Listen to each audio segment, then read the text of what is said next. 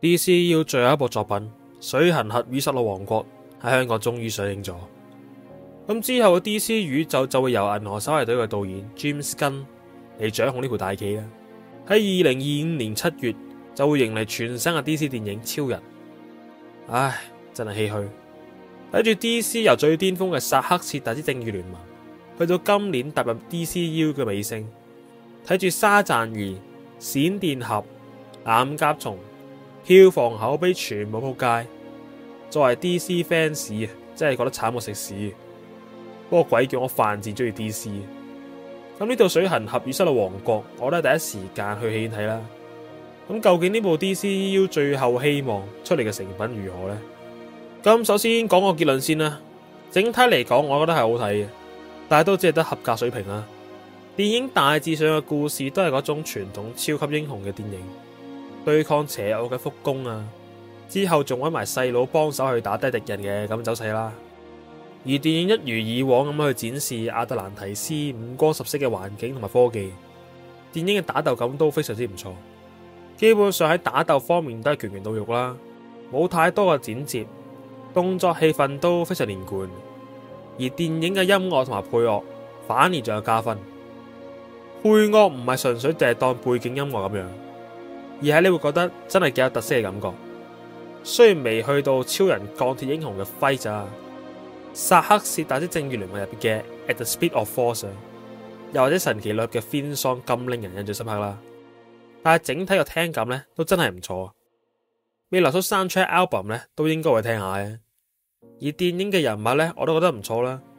水行俠同佢細佬一齊嘅劇情都幾搞笑，有少少奪寶奇兵3，鐘博士同佢老豆一齊搞事嘅嘅試感。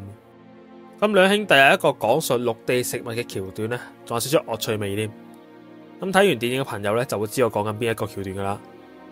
咁電影女王啊，抱住兩兄弟嘅畫面都有少少感動添，我覺得可能係因為內心喺度諗住呢，以後都見唔到呢個水行俠嘅關係啦。但係電影嘅 CG 感就比較重，基本上呢，海底都會感受到各種 CG 整出嚟嘅感覺。同埋我覺得令到電影稍為顯得平庸嘅部分呢，就係劇情。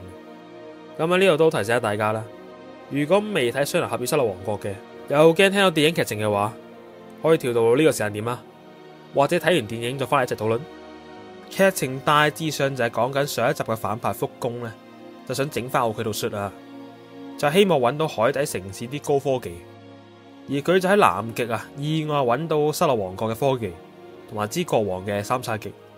咁福宮就俾支三叉戟影響咗心智，就諗住破壞晒水行俠一切珍惜嘅嘢。電影又加插咗好多全球暖化議題啦，又話全球暖化先至令到福宮可以揾到失落王國科技。咁電影就好想將全球暖化比喻為反派造成全球暖化嘅原因，而水行俠班人呢，就係阻止全球暖化嘅手段。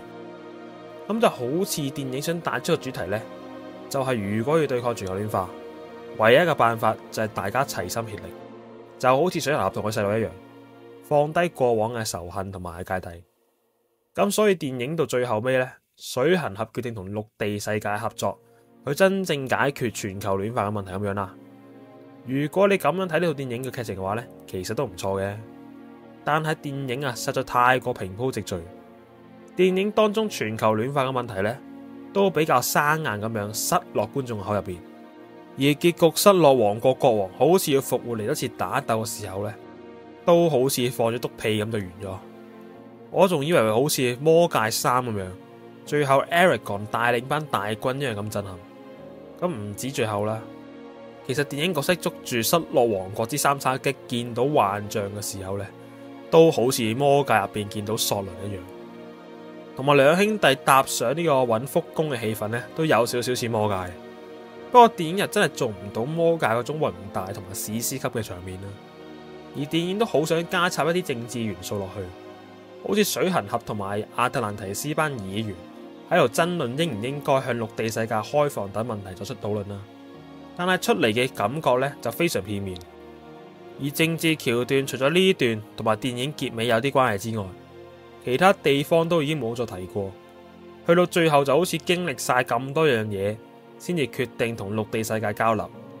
咁呢一點可以對比下黑豹啦，同樣係高科技國家，同樣係打算向世界展露瓦坎達嘅力量，但係政治劇情黑豹就比起水行俠失落王國做得好好多。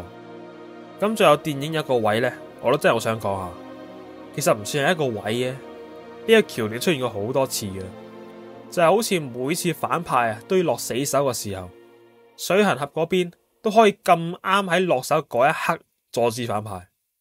而電影入邊同一個場景仲要出現過2次，唉，算啦，到最後一部 DCU 電影啦，我都算好滿足咁睇呢套戲嘅。咁電影完結之後呢，都係得一個片尾畫面嘅啫。當你睇完呢個片尾畫面呢，其實已經可以離場噶啦。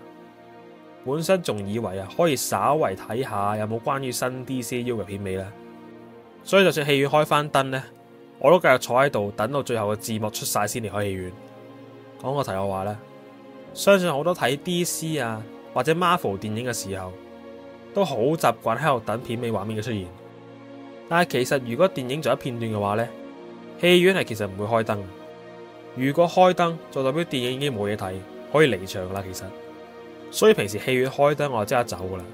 不過水行俠與失落王國就比較特別啦。咁我對電影嘅少少睇法就講完啦。唔知睇完嘅大家會唔會都期待 James Gunn 嘅 DCU 呢？講真，James Gunn 嘅銀河守衛隊系列真係唔錯，再加上我作為 DC fans，當然係會繼續犯賤咁期待啦。唉，我再可以講啲咩？